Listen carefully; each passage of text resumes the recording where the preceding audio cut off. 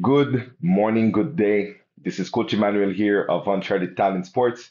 Today is the first episode of the Uncharted Talent Sports DM mailbag. So what is it about, right? So it's pretty much a result of my interactions with different people on social media, whether it's them asking me questions in regards to the football recruiting reality, whether it's me asking questions to my audience that they about topics they want to know a bit more about. So the Uncharted DM mailbag will be based on those things. I will also tackle different conversations that I've seen uh, from people who are highly involved in anything recruiting and exposure in the football community around Canada and Quebec, especially. And then we'll also give some shout outs to some special people that are doing major things representing the province of Quebec and the country of Canada down south.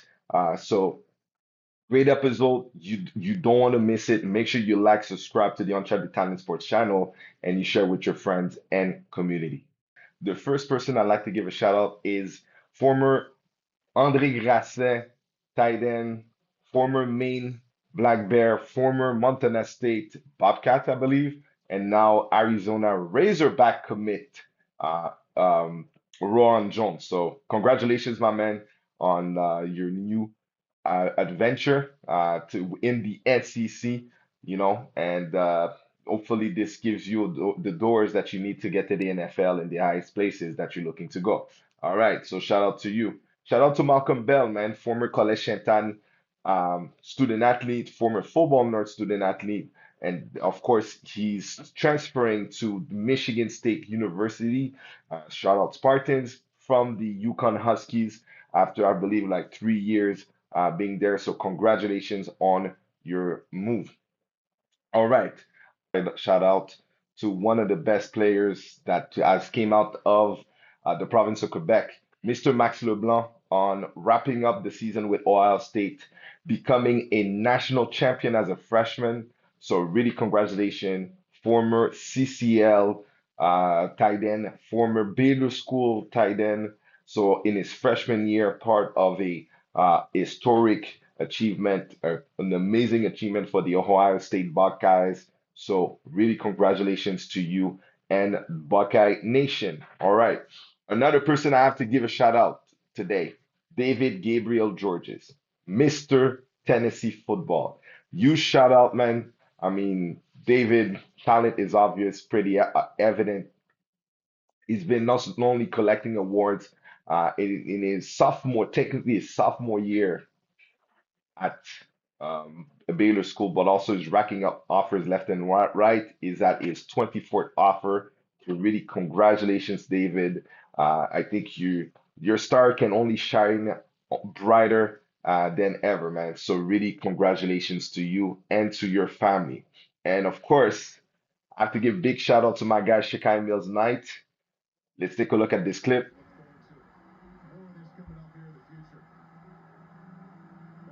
Him playing at the Navy All-American Bowl. Yo, Shekai.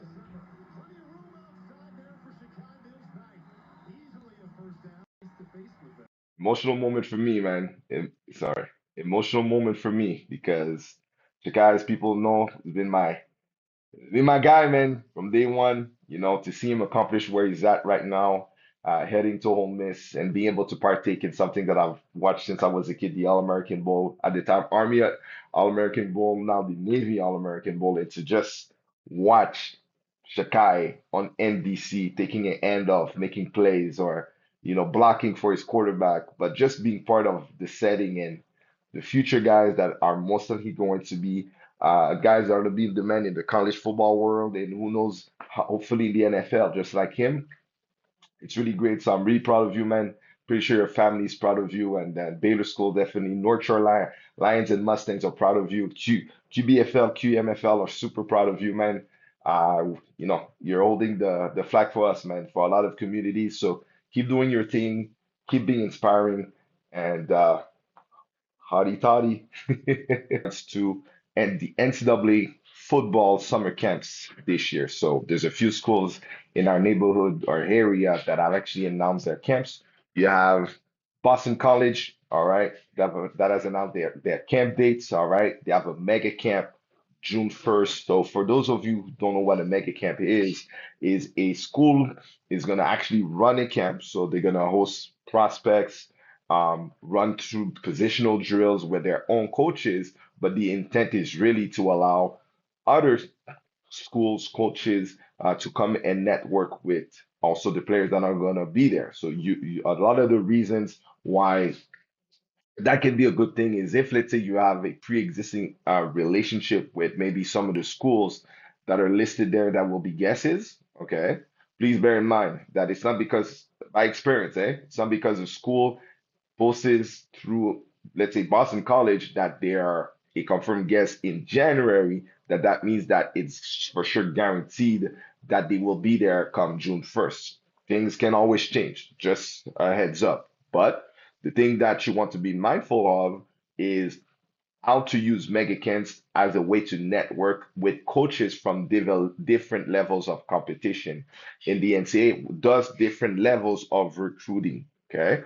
Boston College is part of the ACC. This is a Power Four conference. So that means they are part of one of the top four conferences in the NCAA Division One. But you got UMass here, who's part of the MAC conference. This is a group of five um, conference team. So that means they're a tier below the Power Force, right? You got Maine, New Hampshire. Those are from part of the FCS, another level below, still Division One, but it's a level below recruiting, and you have different ranges of schools that are from different levels. Some of them could be D2, some of them could be D3, who knows? But the idea is to get your name out there. So if let's say this is the type of camp that let's say you have a lot of ambition to play down south university, you just want to gauge your value, okay? That's a good way to go out there because let's say you're not necessarily what Boston College is looking for as a player, but maybe those other schools at different levels could maybe see a value with you. Not guaranteed. It's not because you're watching this video that means, oh man, I gotta go because Coach Emmanuel said I'm gonna get an offer by somebody. I'm not necessarily saying that. There's different layers to recruiting, but you get the point. All right. There's also um, not Boston College, Boston College rival Syracuse who announced their camps. So June 1st, they have their camp. Uh, June the 5th, they also have a prospect camp, June 12th as well on Thursday. And of course, they have a 7-on-7 and big man camp, June 20th and June 21st. So you have also different layers of are camp opportunities within one school. A prospect camp is for all positions. You have specialists, which is special teamers, kickers, punters, long snappers. And you also have a 7-7, which is more for skill players, and a big men specific camp. So each school can have a variant of these types of activities that are offered at camps. Okay, let me show you a bit again on Boston College too, just to do a parallel. Again, they have their mega camp June 1st. June 3rd, it's a 7-on-7 tournament only. June 8th is a QB school specialist camp. In other words, particular for QBs and also specialists, long snappers, kickers, punters. They have another 7-on-7 tournament June 10th. They have another football camp, 7-on-7. And then June 22nd is really for underclassmen. Underclassmen, it means you no later than someone who is a sophomore, right? So if you are, I'll give you an example for guys in Quebec. If you know that you definitely have the talent based on feedback, not based on your own opinion, to probably go to schools. I'll give you guys some names. Maybe transfer to schools like Baylor School, McCallie, Raven Gap, Choate, high caliber prep programs like these, or and even Football North to an extent. I'll throw them out there. Well, you want to put yourself in the radar ahead of time of when you're going to transfer at the NCAA D1 school that you want them to get to know you before you head there. Then an underclassmen football camp like Boston College offers could be a great opportunity for you. All right. So now, based on what you want to decide which camp to go to, well, the first thing is you have to objectively, unbiasedly get evaluated on what you bring right now based on your current development as a football player. Also, as a student, one of the things I do at Uncharted, of course, I want to make sure that, just to give you an example, let's say I have a player who says, my dream is to go to Boston College. Okay. But that player, as a student, only has a 2.5 GPA. If I know that Boston College, maybe they're a more of an academic driven school and they only offer guys who have at least a 3.0 GPA, well, I'll be probably losing this player and the coach's time in trying to get some recruitment done for Boston College. But if Syracuse have different reasons or different um, preferences, maybe they're less lenient or less rigid, sorry, on academics, or maybe they are. But it all depends on the feedback that each will get onto depending on how you network or your coaches, how they network for you. You have to get the information. But let's say based then on level of prospect. What do I mean by level of prospect? That not just if you have highlight tape. Remember, guys, any one of y'all can have a highlight tape simply because you make plays. But it doesn't mean that you're doing it against a respected level of competition. And coaches look into that. If you're making touchdowns against guys who have no shot at even making a Division Three NCAA, and coaches know that this is probably a level of competition you're playing against, or you're doing pancakes against guys that the best shot they have in life is to be a lawyer or a dentist and not a professional athlete or even a high caliber university collegiate athlete, then don't let there's context to what you're showing on tape. All right. And if also you don't fit the parameters physically that they look for, you are probably a 5'10, 240-pound defensive tackle trying to get to Syracuse. Ask yourself this question. When was the last time they heavily recruited a 5'10, 240-pound defensive tackle? And how often do they do that? And ask yourself, if you are said defensive tackle, what is usually the size that they recruit? And how have the recent committed defensive tackles to a Syracuse, to a Boston College, or whichever school you're trying to maybe get their attention, how does it look on tape? That's where in the next segment, I will show you how coaches can look at your tape and why it's important to really make sure that your tape looks the part and creates an impression within the first 30 to 60 seconds. Show you how not only do I take DMs of when you guys or some of you guys actually DM me on IG, whether it's me making a post or you guys wanting me to evaluate your tape for different reasons. All right, so let's look at Romeo Michel. All right, who after I posted in regards to, hey, I would like to get some 08s, 09s, and 2010 born players to send me their DMs, to DM me, my apologies, their tape for me to evaluate. Let me show you how whenever a player like this, you know, here's my reflex. Here's my kind of like what happens. So, okay, so first he sends me his tape. So what do? Go to the tape. Let's take a look at it. All right, here it is. So, okay, QB number 10, 6'1", 187. All right. Now, let me be honest with you guys. Stats are cool, but stats need too much context for coaches personally to really care about that. I never really, and let me give you an example. There was never a time that a coach told me they recruited Shekai because he had a lot of stats. Never. And he had 38 NCAA D1 offers. Same thing for Bradley. 15 offers.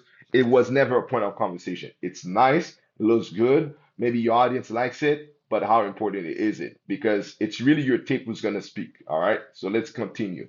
All right. So you be here. Not the best angle, I guess, camera, but again, you can only do so much. Okay. So,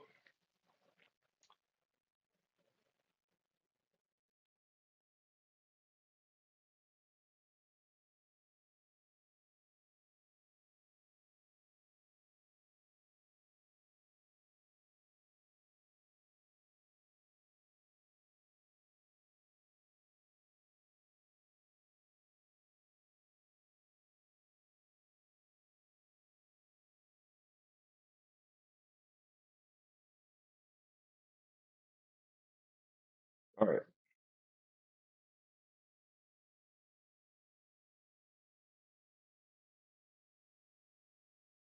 Okay. So, first minute, great. Okay. So, here's my feedback, and I give that to Romeo. Okay. Très bon bras, really good arm. I think he throws the deep ball well.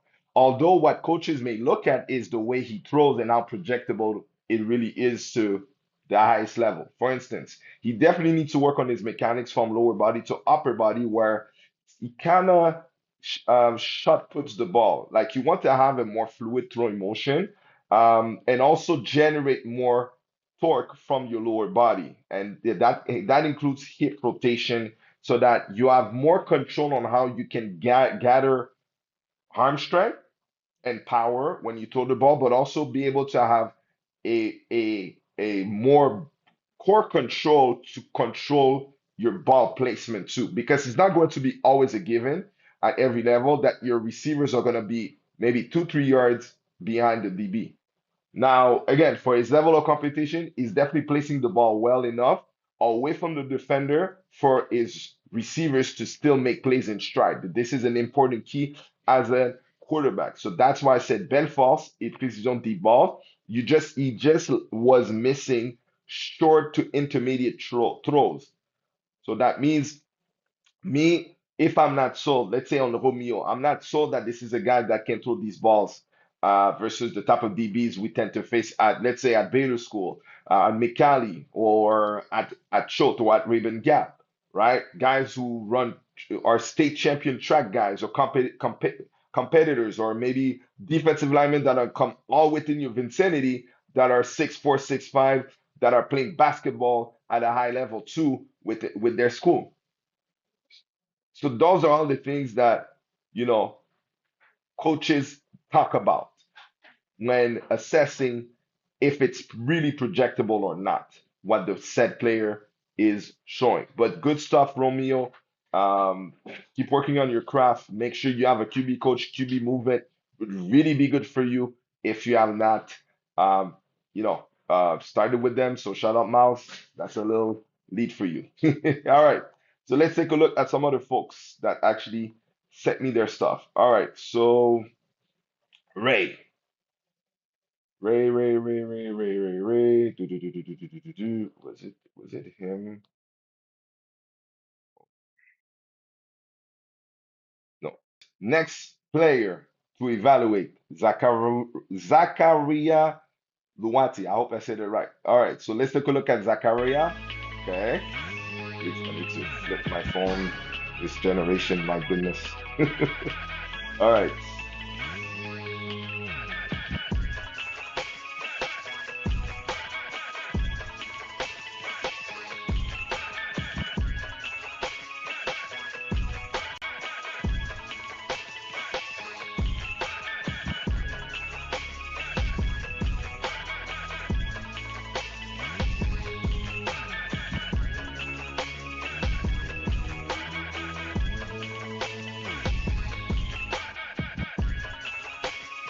Hmm.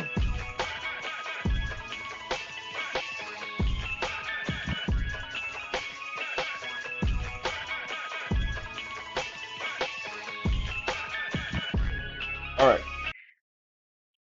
So this is my feedback, my initial take on Zach stuff. I'll say Zach. Said great stuff in terms of like love the motor anchor at the point of attack relative to his competition. Now, I didn't of course go to the weaknesses.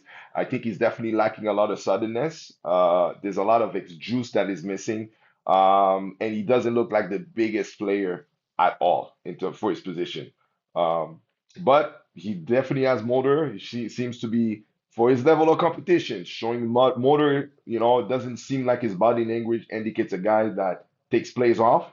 I wouldn't be surprised if that's a comment that if I were to ask his coaches about, does he seem like a guy who gives high effort? Definitely. But I would say now, if it's a kid now that sends a state because he's trying to get looks down south, the I would definitely um have him really be more aware on what coaches are looking for down south. Simply because the reality is undersized defensive linemen don't have juice, or it's not obvious that they're really disruptive, that just play hard, you're most likely going to have local opportunities based on what you're showing now. So that's why it's super important to show how you are working on your athletics. It's not just your strength, but your athleticism. So different things guys in the States do. They do shot put and discus training for alignment, right? Maybe some form of track, not necessarily long distance, because you don't necessarily need to run long distance as a defensive lineman, especially on the interior, but you may want to find a way to get become a better athlete. Trying to figure out what is the D1 athlete version of you look like, and this is what you would need to focus on becoming, Zach. But great participation in terms of like sharing your take and being bold enough about it. All right, so let's see Hayden Jocelyn, who also shared his tape. All right, seems to play DB in Terrebonne. Let's see what happens. Okay.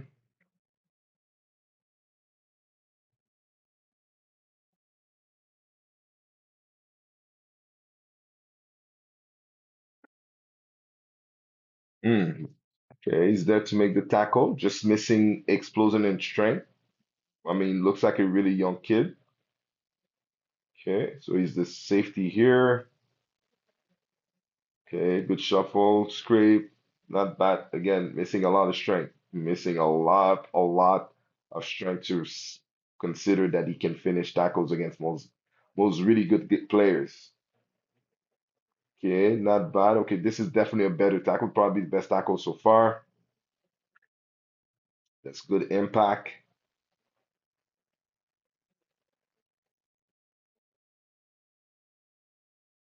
Okay, okay. Now, after a minute, I would say the thing that maybe I would say that definitely is missing from Aiden here is if you're a DB, especially in your first minute, you want to make sure that you show some plays on the ball, especially at free safety. How do you cover deep shots? How do you defend against that? Most of the times, they're going to show you defending it is like doing a PBU, similar to what I showed with Yahya, where even though he's not in position to look for the ball, he's able to track his man and disrupt the catch point.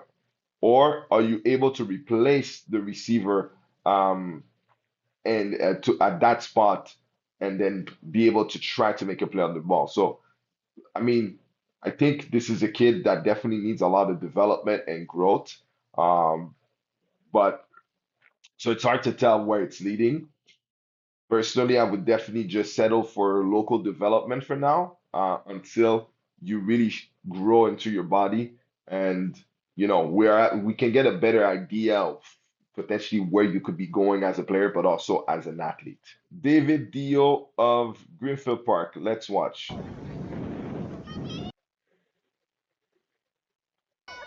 Okay. Guys, I would say another thing too, it is you guys' responsibility to share your clip, not just screen recorded, but especially if you have a huddle link, it is your responsibility, not for the recruiter, to try to look at it up on your profile, because you want to make sure as much as possible it is sent in a manner where we can actually look at the full length or the full, I would say, full version, the appropriate version of the clip, because it's a bit hard right now. Okay, okay, pass breakup. Okay, another thing that's missing is where are you on the field? But let's say I presume you're the guy making plays. Um, Hmm. Okay, the clips or the video quality is not the best already to even get a sense. Um, yeah, so that's something I personally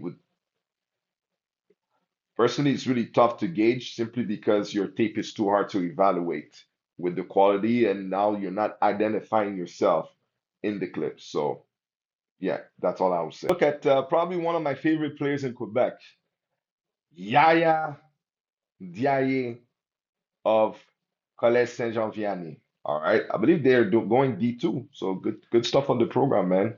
So let's take a look at Yaya. Actually, coach his big brother Issa. Shout out Issa. So let's take a look.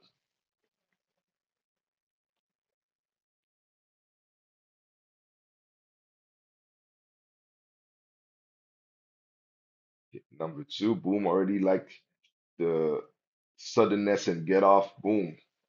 Seems to have length. Okay, shows run support. Looks pretty quick. Nice. Making plays on the ball, really fluid. As a receiver, boom. There you go. In contested areas, able to track the ball. Love the tape so far. Really good. Woo! Nice fluidity. Just need to show more speed to finish. That should be to the house. That should be a house call. So that's a long speed type of thing. Let's see what happens here. Boom. Definitely versatile, man. So far, I mean, clips at receiver, clips at corner, clips at returner. Once we want to watch more past the minute mark. Bam. Shut down. Really good stuff. Sticks to him, even though the receiver has a step on him, but he's still able to maintain his body control and stride and focus on the player, not the ball in this position, so that he's able to disrupt and break up the pass. That's awesome. Special teams on kickoff. Bam. Finish. Good tackler. Boom. Comes up to stop the run. Boom. Low to the ground. Make the smart tackle. That's awesome. Now as a receiver again. Bam! Tax of football. Could be a bit more in control to stay in stride and take it to the house. Look at that. Making plays, making plays. The only thing I would say is missing, honestly, to have a more complete, appealing tape is long speed. Long finishing speed. Long finishing speed. But he seems to have it all. Length, body control, fluidity in coverage. He looks like a dog already. He know like that's the thing about corners or BBs, but especially corners. You need to have that dog mentality that is typical for the position. Yes, you can have a dog at every position, but there's a way that it reflects. Look at this. Bam. Led his team to a big comeback in the semifinals. Right? I'm already at 250. See, a tape like this, coaches, they lose sight of time because it's too enticing. It's too enamoring, but I'm not staying too long. So this is a kid with a super bright future that if he is well taken care of and shown the right opportunities, can go to different different places that many guys want. But that's the thing, if taken care properly, because that's the reason you want to make sure that somebody like that, yes, you see the camps that I mentioned, the Boston colleges, the Syracuse, present yourself early so that you can feedback from them for schools like that so that they're able to give you, their feedback on what you need else in your development, maybe where you need to go, right? So, yeah, yeah, really great stuff, man. Keep doing your thing and make sure to hit the track though. The long speed track. You need to have 100-meter verified speed, my guy. So the last one that I'll evaluate, my apologies, is Loik Quesnel of Jacques-Rousseau. All right, let's take a look at his rookie season tape. Okay, okay.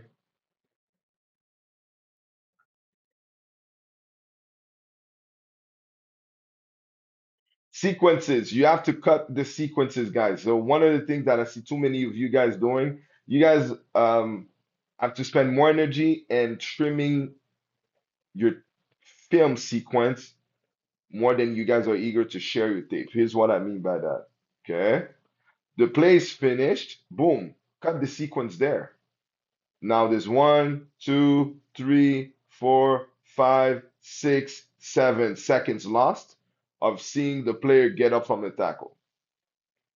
That's a waste of time.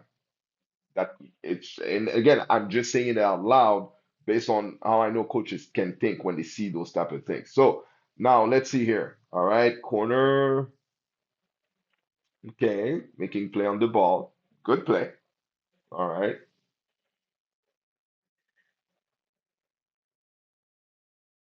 Okay. Assistant tackle. Okay. Okay.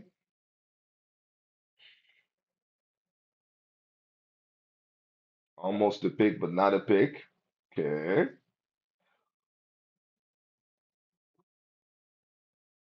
Sequence is too long too. All right.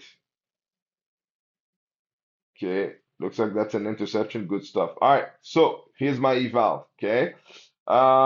Definitely the way he's moving tells me that his level of competition is weak because he's definitely not the best athlete at this moment. He doesn't have the best feet. He's not sudden. He's stiff for his size. He doesn't look like a big guy. So those are things that would make a coach, especially at that position, look away. Um, you wouldn't be a type of guy where someone would at this point would want to rush and be like, hey, I want to get to know this player more, right? Doesn't mean you're not a good person. It doesn't mean that you don't love football. It just means that right now, where it would be a probably no is because you have no athleticism for the position that is definitely worth um, saying that you're ready now for what an opportunity offers. So that's why for someone like this, provided you have the ambition to really make it far, let's say you're a really passionate kid and you want to to make it far, you need to have evidence of you doing track, training hard, not just lifting, because a lot of you guys, the mistake you guys tend to make is you think that because you're showing yourself like doing bicep curls or bench press or some squat, and even most of you guys, I'll be straight with you. You guys don't even squat properly. You guys don't deep squat. You squat at about not even two-thirds of your the range you're supposed to go down to. So it shows that although your back and your upper body is able to lift a weight, but your hips are not able to carry you down to lift back up. So what does that indicate? You're most likely stiff down below and you're not strong enough. So big parenthese.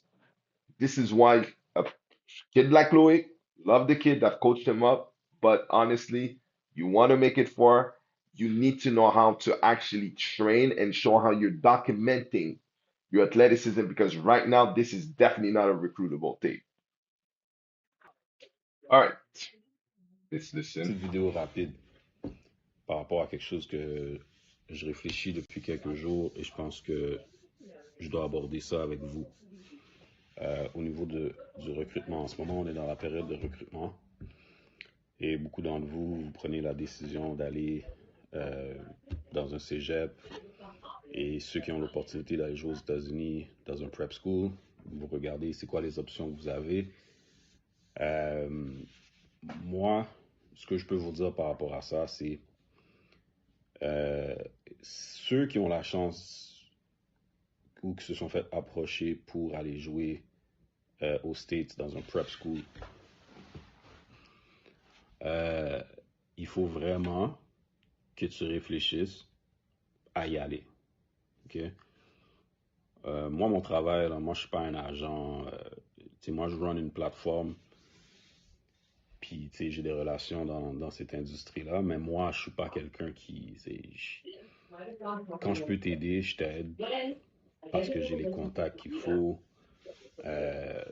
et je connais d'autres gens qui ont encore plus de contacts que moi j'ai, puis ceux qui font une bonne job, puis que je pense qu'ils le font pour les bonnes raisons, ben, je leur donne accès à ça.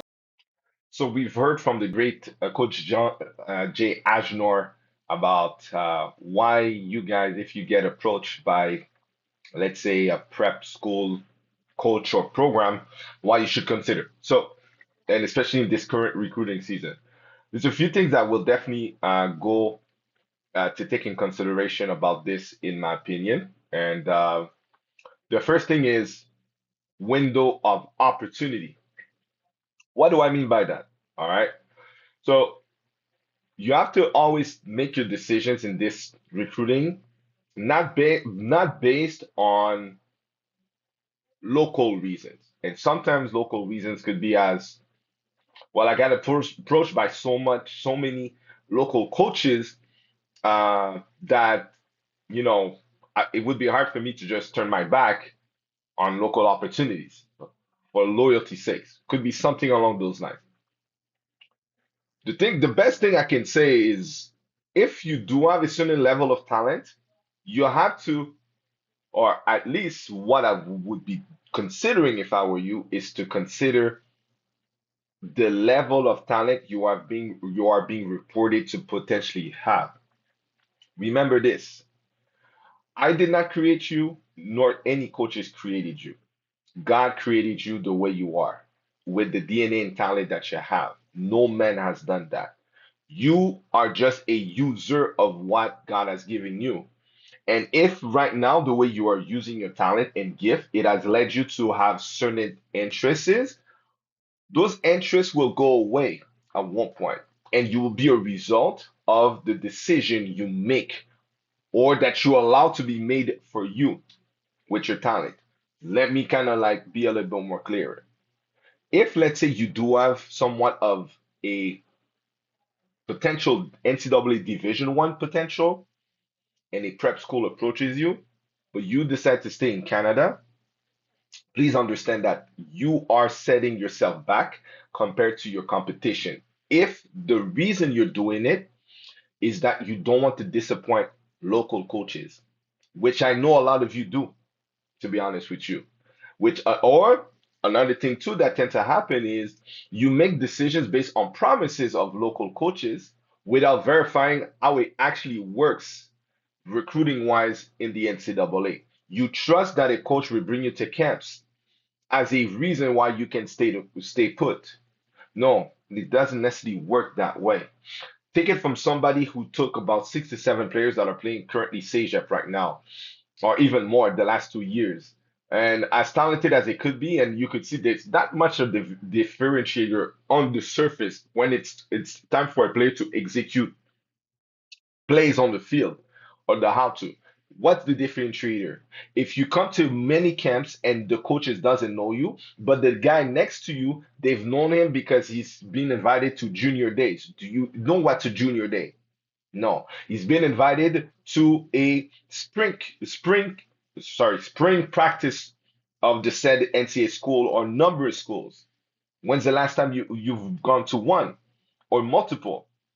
He's actually went to 7-on-7 football tournaments that are recognized nationally. When's the last time you went to one and competed against top players?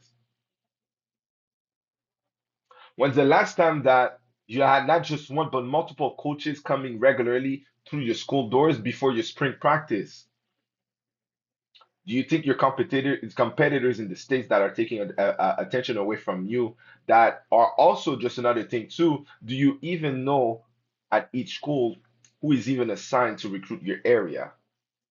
To know that provided you actually show what those coaches are looking for, that you can stay the course in Canada and think you're gonna get recruited just as much as guys that are actually grinding in the States. Oh yeah, another thing too. Do you even play multiple sports?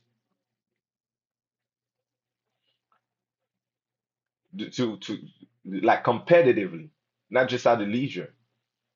Do you compete in track? Do you have verified 100-meter times? Do you have shot put distance throwing videos and measures, things that are attention grabbers? Do you have a coach who actually is giving you a plan based on how the NCAA recruiting calendar works to make sure that you're not losing opportunities just because you think you're good enough to stay and then you're going to figure it out. And if things are bound to happen, they're bound to happen. The amount of guys that I've seen say no to preps for the sake of staying, and I'll see it from Quebec in CEGEP, when their talent warranted that even one junior year, they could have gotten so much offers. Why? Because if you're, sorry to say it like that, if your CEGEP coach is not honest enough to tell you that even D1 CEGEP competition is not respected in the same light at, as selected prep schools in the States, especially if it's a southern region school, then you are deciding, if you are deciding to believe that, you and your parents, it is you guys' decision. It is you guys' decision. Because you have to base it not based on if you believe someone can help you. Remember, this is a dog eat dog business. We are territorial in Quebec and in Canada. We don't like people telling us what to do at home. Imagine Americans. Imagine Americans or say, wait a second, you're an outsider, you're gonna take my bread that easily just because? What have you really proven to warrant that you're better than me? Just because you think? Just because you can't think of that? Yeah, but go, let's go. Let's prove it on the field. Why don't you come to my level of competition? Why don't you transfer down? Prove yourself, like the Shekai Mills not have done, like Keyshawn Schneider Tabuto has done, like the Floyd Bukar, like the Antoine Deloriers, like the Musa Sec, sorry. um, and just to name a few, because folks, it's a reality. Not all of y'all are Nathan Nyandoro. Not all of y'all are 6'6", 260 pounds, moving like he is. Not all of y'all are Steve Bolo Wemba. I'm sorry. 6'4", 260 plus. It's a reality, whether you like it or not. Period. Period. So that's based on those types of factors you want to take in consideration. What Coach Jay just has mentioned in his video. But at the same time, it is your responsibility, and you parents too, it's your responsibility to base it on where your kid wants to go, not always based on what you want, because there's going to be a time where your kid is going to become an adult and want to have his own life. What have you really realistically contributed to say, I did not shut down doors for my kid? That's a question that only you guys can answer to yourself. Team Quebec or Ontario or this or that in the summer is an absolute waste of time. Yeah, I said it. All right, number one, most importantly, you're putting your health at risk. Like, you're telling me you're putting your career at risk for an all-star game that doesn't even matter. Like, imagine if you get hurt during Team New Brunswick or something. You can't even play the following season. It's a wrap. And most importantly, they don't even care about you like that, bro. They're not gonna hit you up, be like, yo, are you okay? Nah.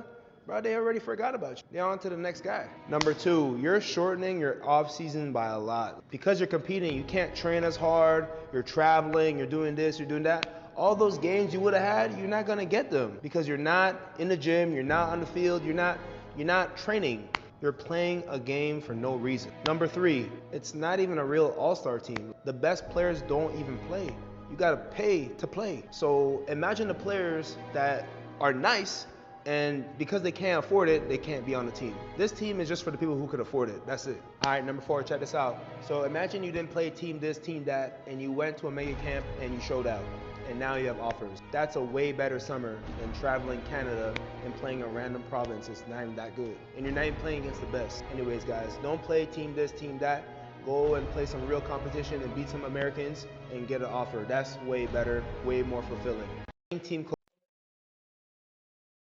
All right, so following Coach Marvin's take on All-Star games, let's look at some of the comments. I think it's an interesting topic to dive into. Okay, so Seen this, look at Gridiron Academy and similar organization that train and send players to camps. Look at the current Canadians in the NFL from Ottawa. So Marvin Golding, knowledge dropping. Great. Okay, that's true. I mean, Gridiron Academy, it's definitely a program from what I've researched, I don't know the people there, but hey, if you look at guys like Akeem Mesidor, um, I don't know, I don't remember if Neville Gallimore came from that organization, but yeah, that's definitely an example of a program that actually trains guys and prioritizes them going to camps instead of all-star games. All right. Um, Canada Cup, Jay Agenor. Canada Cup is good for CSJV and U Sports. Let's not act as if the NCAA or even Prep will care about the tournament. I'm against a kid participating in it. If he wants to have fun and rep his province, then let's not act as if the player gets more than that. The tournament is a Canadian platform. That's it. I speak to American coaches every day. They don't know care about it. I kind of agree with this. Let's also come down about selling dreams to kids. They're supposed to dream. They're kids. If they end up in youth sports, so be it. But let's not compare apples to oranges. I'm with Marv, but it's all about allowing your goals with the right moves. Team Quebec, $2,000. Syracuse camp, gas money, and $50. Not on par. All right. Marv, I love you, but this is crazy. That's why the uninformed way of base. So, here's an interesting one that I definitely will tackle a bit more. Your end goal is one that maximizes your industry and ability to profit off players. Okay, we'll definitely talk about that, about organizations' ability to profit off players. All right, but so let's say in this case, Marvin is the golden season, the organization that wants to profit off players. All right, that's 100% fine, but to suggest that a player doesn't get better playing in the national stage in front of 27 programs that provide them with an opportunity to get exposure that is more realistic than pursuing NCAA opportunities. All right. Further to that, how many schools that are offering D1 rides are better than the institutions in U Sport? I'll give my take right away. Mr. Coach NC, with all due respect, probably a lot are better. If a school in the United States has the ability and the cash and the resources to offer full ride, not every school in youth sports actually does it for most players. I hear it's about maybe 33 spots per schools. We're talking about at the FCS level, you have up to but discretionary up to 60 some spots that can be full ride. And in the FBS, if a kid gets full ride, it's a mandatory 85 spots have to be full ride. Go figure where there's the better opportunity. Okay. How many bounce backs a year go? How is it better to be a small fish in a big pond? Every youth sports program encourages our best to pursue their best opportunities but to suggest that the Canada Cup doesn't launch opportunities in both youth sports and NCAA simply not factual. Let's continue. Every youth sport program encourages our best to pursue their best opportunities, but to suggest that the Canada Cup doesn't launch opportunities in both youth sports and NCAA is simply not factual or true. There are countless examples. Training is not playing. You play to get better. Training is an important part, but will never replace playing against your peers. Layers. The only notion where I would say that I guess playing in all-star games or whatever exposure type of settings is helpful is honestly the ability to be evaluated and have more tape to talk for yourself, right? Sometimes the reality is that whenever a parent subscribes a kid to a set program, okay, you can control the level of competition that you fall into. You as a parent have limited information and then you don't necessarily base it on that, right? But the more reps one can get, and depending on the setting, yes, it can definitely be helpful. Like it doesn't mean that the Canada Cup or any form of cup cannot be used for tape reasons. At the same time, it doesn't mean that it's a must for everyone. Not every player, to me, is at the same level of the development as we are talking about. Some guys may need Canada Cup to be able to just create more value for themselves that, let's say, even if they were to go to NCAA camps, they would be strongly overlooked. But guys that actually would benefit from going to camps, and there's D1 offers waiting potentially for you. Like, I'll give you an example. Yesterday, I had a talk with an NCAA Division One defensive coordinator. All right. He never talked about going, hey, I need to see these guys in the summer in All-Star games. No. What do NCAA coaches talk about? Especially if a player is interesting for them. They will talk about, I need to see this player at my camp to evaluate him. What do players want? They want to be provided opportunities and not just play for the sake of playing. Now, if Coach Ansley, your point is actually to bring up youth sports and you want to the Canada Cup not to be a value diminished based on your experience, fair, but unfair at the expense of discrediting the opportunities that are down south for the right candidate. Here's what I mean by that. Too many times, and again, me being from Quebec, and I'll say this out loud, the class of 2025 that came out of CEGEP is probably one of the deepest class I've seen of guys that have at D1 talent, but yet are not going to go D1 this year. Why? Because these guys were told if you stay here, if you stay the course, you bid your patience and blah, blah, blah, you will eventually land in opportunities. But it's not necessarily all of these guys that are being helped or were helped in a sense where they knew that they had the talent even from where they were in high school before going to CEGEP. Thus, you get the exposure grade 9, grade 10, not wait until second year CEGEP if you're worth it. Because there's a realistic logic with the NCAA recruiting calendar that makes it that guys, not only you guys are playing in a different system, let's say Canada Cup, Canada the Cup compared to CEGEP, for Americans, here's why it's worst. You're playing Canadian football rules, 3 down, 1 yard off of the line of scrimmage. Americans, they don't do that. Except if they need to really come coach in the CFL. But that's only really when they're interested in getting familiar with the Canadian game, if they're paid for it, not necessarily to coach for it, even at the youth sports level. Not to say you don't get paid as a coach at the youth sports level, but my point is there are layers to this, coach. You can't just make a point in that light and you're trying to convey that people should pay attention to your stance because you wouldn't want the value of Canada Cup or youth sports be diminished. No, the people who are supposed to be the main beneficiaries of opportunities are not Canadian or youth sports organizations. It has to be the Canadian players. What is the best for Canadian players? No one can say if it is going to stay in Canada or go to the United States. It has to be personalized. But if a guy, to let's say Coach Marvin's point or Coach Jay's point, let's say a guy is worth D1 attention or he has ingredients to be developed the same way Darren Academy is doing it, you have to give them from that moment you are assessing that a different pathway than most of the guys here.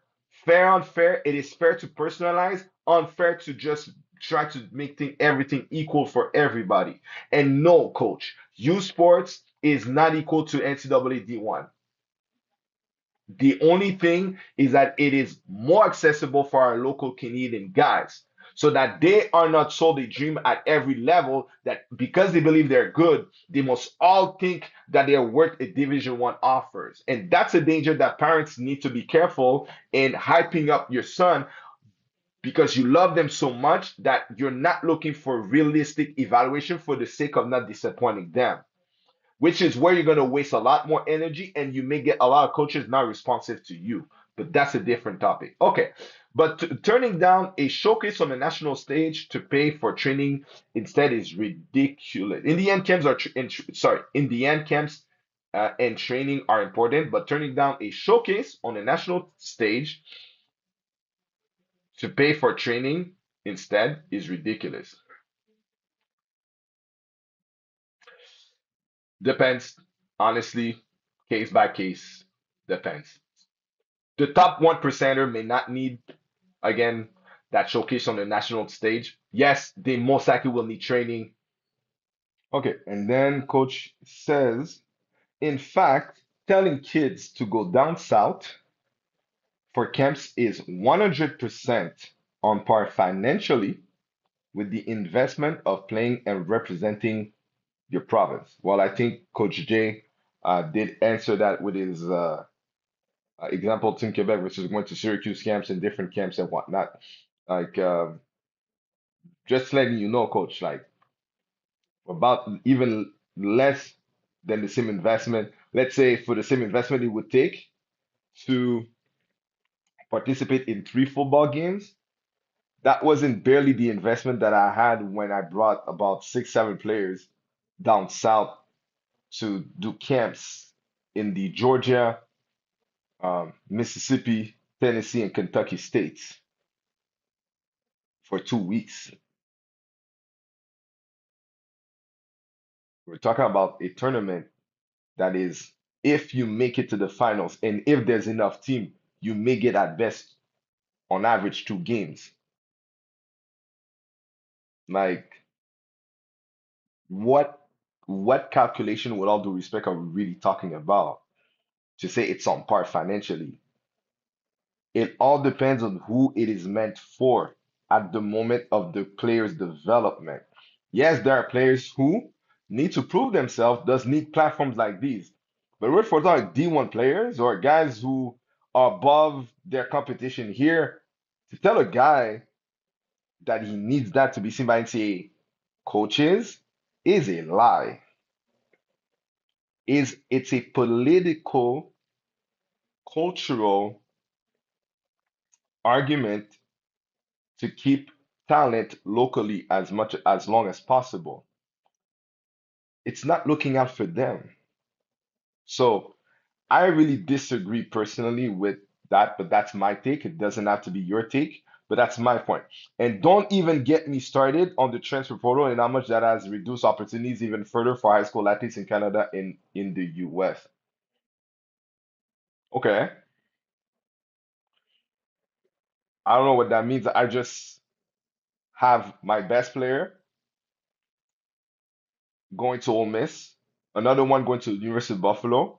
There's a guy locally that played CSJV here that went to Maine, Montana State, and is at Arkansas, the one that I mentioned before. There's another one here that was D3 College Saint-Anne that went to Football North 1 year, then went to Connecticut and transferred at Michigan State. There are guys who are getting offers still. It's not necessarily limiting offers if you don't work at getting the intel and the maneuvering around. Because guys that they probably were a lot of guys who were D1 material that never saw opportunities, even when the transfer portal and NIL didn't exist. It just right now it's a more volatile situation or opportunity that you have to, yes, take time. Even more reasons why you need to even earlier. The response to that is even more reasons you have to be selective in the activities you partake in to create yourself the right opportunities for your level of talent and ambition. If your physical profile right now doesn't match what they're looking for down south, you do need to spend more money on trainers like Marvin Golding, not necessarily playing all the available all stars. But it doesn't mean you don't get to play one or a few. I have players in my program that have done Team Quebec, participating in Canada Cup, but or even I've seen the guys here participate in the World Cup last summer. A lot of these guys with NCAA D1 aspirations. But to say that that's what got even one guy that I know is Division One offer, that is wrong. That is wrong. How many coaches are using that narrative wrongly? It's not because you can use an argument in an hypothetical fashion.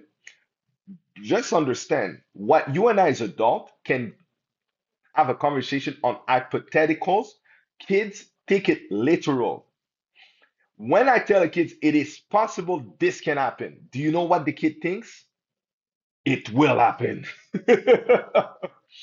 You have to understand, let's understand the psychology behind kids and offers. It's either black or white. It's not as gray area-ish as us adults. Us, maybe adults, we tend to try to reassure, to say it's still possible. But again, kids are working for the making it happen, not for the part it doesn't happen. That's the boring part. That's the I'm a loser part. Now, but that's where it's important to layer and contextualize everything. Black and white, but with layers. The gray area just needs to be layered, not just, oh, this and that. I think this and that. We don't help each other right now. Anyways, at first I didn't agree until I watched the video. There are pros and cons to playing for your province, but overall, I think I agree with you. Okay, the team New Brunswick straight is crazy. Okay. So my final take on this, honestly, I tend to agree more with my guy Marvin. Of course, there's times he and I will disagree, but I still love my guy. But in this, 80 to 85% I agree. The only thing is doesn't mean that there's no place at all for All-Star games. It has to be decided in terms of like how is it really helping this player in where he wants to go realistically. And it cannot be just on vain promises that have no accountability. And telling a kid that Canada Cup is a way that you, no matter what, contrary to going to D1 camps, will get him seen, even if it doesn't go to D1 camps, is a straight lie. It used because either way, whether Canada Cup or D1, even I can't even tell you that, oh, for sure, if you go to a D1 camp, you're gonna get offered. No, there's about 500 to 600 kids that go to camps. You can easily get overlooked.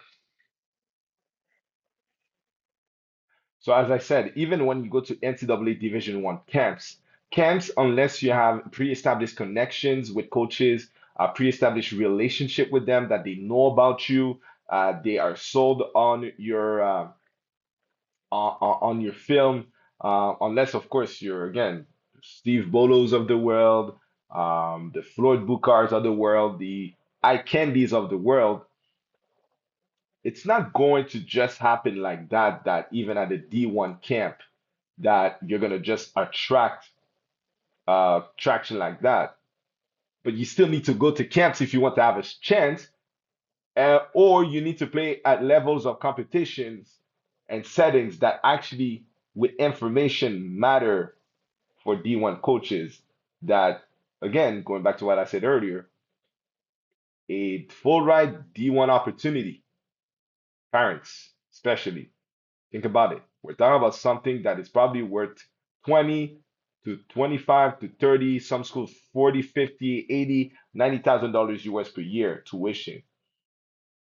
A chance to go to spend money to camps at a full ride potential school if your son has the talent is not worth, but then it's worth to spend, but it's more worth to represent your province.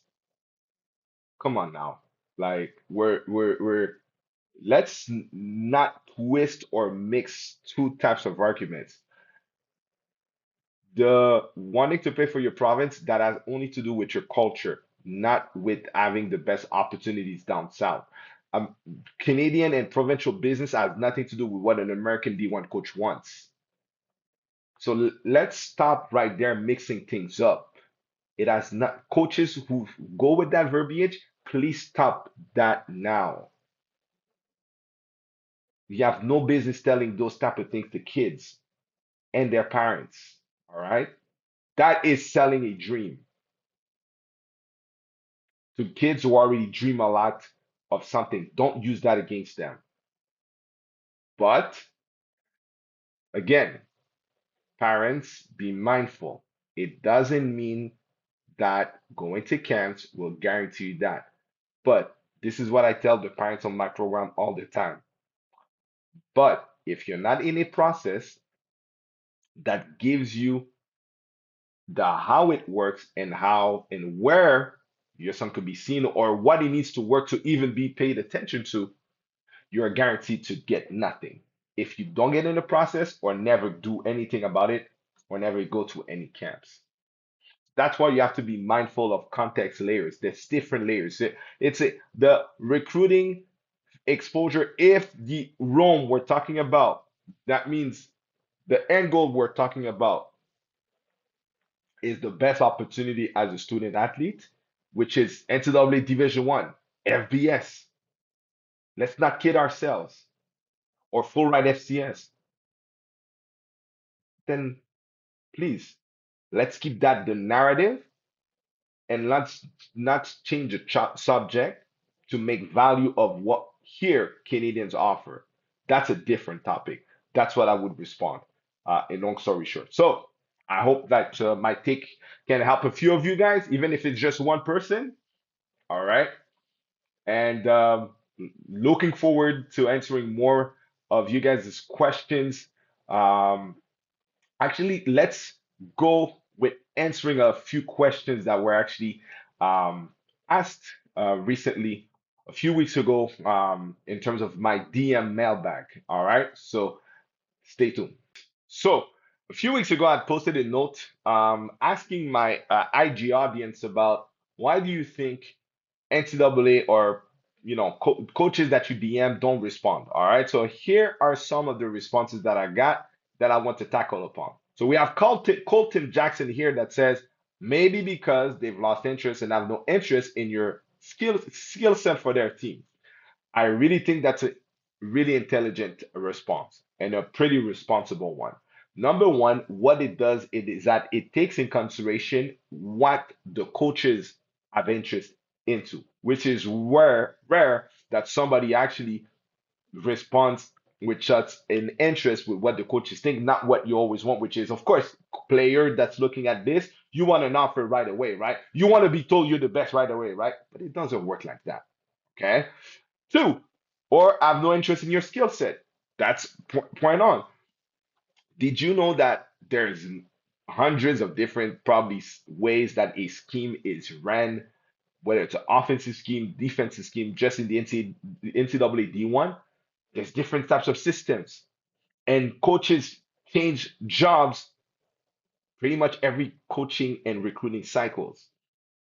So that's why you have to pay attention to trends and make sure that you build a network to know maybe which programs tend to play to a skill set that values your strengths. But that's where you have to be able to have someone else other than you that unbiasedly can evaluate you. Yes, your coaches are good at maybe getting to know you as a player because you benefit them and probably as a person, but that doesn't mean that they are extending their evaluation based on what at the next levels, not just levels, are looking for specifically for your position. So great job, Colton. Now we have Ocho, love you, who rose because they're old school and don't know how Instagram works. That's the pretty trolling way to answer that question. Ocho love you, but we love you still. All right.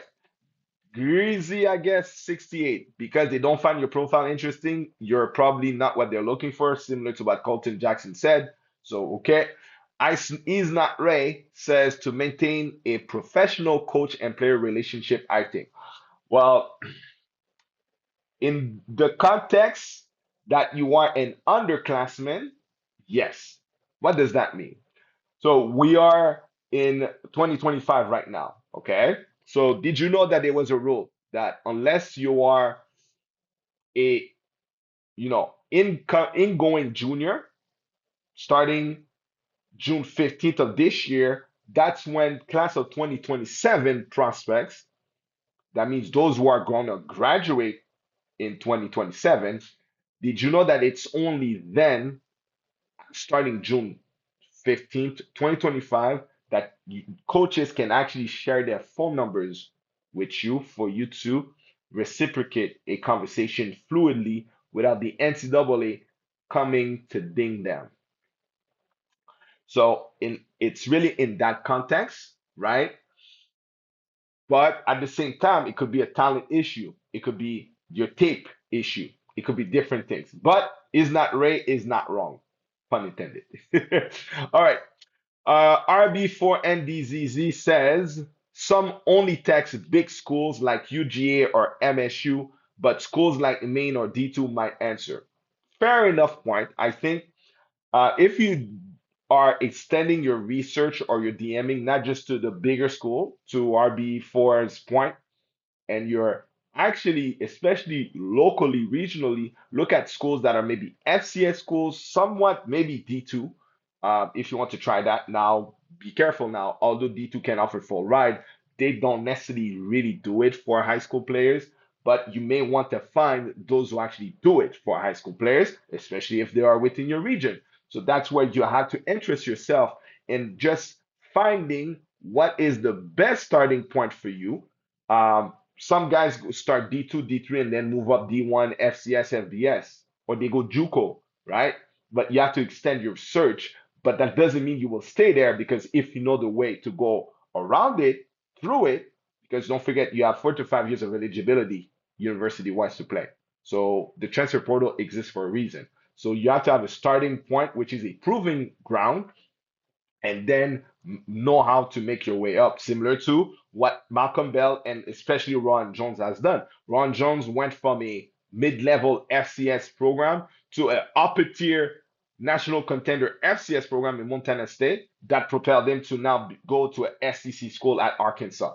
So good answer, RB4. And he also writes, 1,000 plus of other athletes texting. That's true. They listen. The coach I was speaking to yesterday, listen, gets thousands and thousands of messages or guys to evaluate, and they can only take a few, maybe 20, 25 per year. So imagine now leading up to that, how many messages that coach, just one coach, is getting. And personally, I feel like they text you if interested. So, but sometimes the issue is if you don't know how to get that intel, and sometimes they'll only give that intel to coaches they trust or people they trust, people they know they will not just, or that can, that will, sorry, have interest in what they want. So you have to find a way. What is the best way for you? At the same energy you would like coaches to actually be interested in you because you have a tape. But don't forget, you're coming for that offer.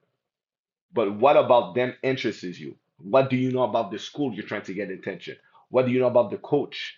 What do you know about the current recruiting class that makes it that they will still look for somebody like that? What do you know about their playing style that makes it that you would be a fit?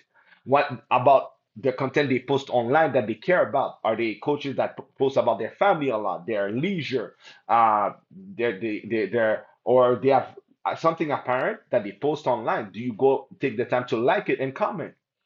Or when they, maybe it's a coach who actually posts this thing in regards to helping you figure out how recruiting works, whether you are offered by them or not, do you like, comment, and repost?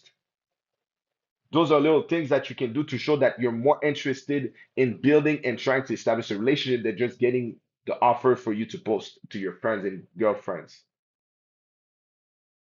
Oops, I said it. I know that's what you want. So, but anyways, the goal here is to make sure that you are equipped with things that you can do, but also a perspective to have as you go through that process. And JJ King, but I think he corrected himself later on. He said because they don't have time. General statement, it all depends. I honestly think that coaches have time for who they prioritize in terms of players. And if you're not the caliber or you're not playing in the right setting for them to assess you, how can they really have time for you? Right? So that's what I would leave it at. And that's my take. In conclusion, for this episode, I just want to say, listen, the journey to full ride is something that, you know, can definitely be rewarding, but yet asks a lot of energy, time, devotion, and seriousness. You have to apply yourself more than you can expect. Sometimes you have to overwork, not burn out or anything like that, but you have to do things that you have to be willing to accept that you may not be doing already or get feedback that you may not want to hear, and sometimes take sharp turns, not detour or skipping step. No, I'm talking about sometimes if you have to take alternative routes to go to where you want to go, which is a starting point, uh, JUCO, maybe a prep school that is not as high, maybe CEGEP for those who are Quebec players here, to just, but also making sure you're trained the right way, not just having a trainer. No, look at what D1 guys get recruited actually do and ask yourself, other than playing football, are you trying to compete in the gym, in the track and field, in the shot put, in the discus throw the same way for you to even ask to have the same results? And for coaches, let's be honest with our players. Let's be honest on not trying to play the fair game because at the end of the day, nothing is perfect. So it would be unfair to expect perfection for something that is not perfect. A platform like all-star games, just like a us guiding and training players, will not be perfect, but that doesn't mean we're not appropriate. The question is, if for what the player wants, how appropriate is what we offer? Not just because it's good, that means it's necessary. All right. So whether or not we agree, disagree, or agree to disagree, we have to keep in mind the players, if there are no players that are playing, coaches are worthless. So let's not forget about that. It's about the players' opportunities first, more than a shield to promote. Because that shield is worth nothing if players don't play through it or in it. So enjoy the rest of the week, enjoy your off season, and see you in the next episode from some exciting content. Take care.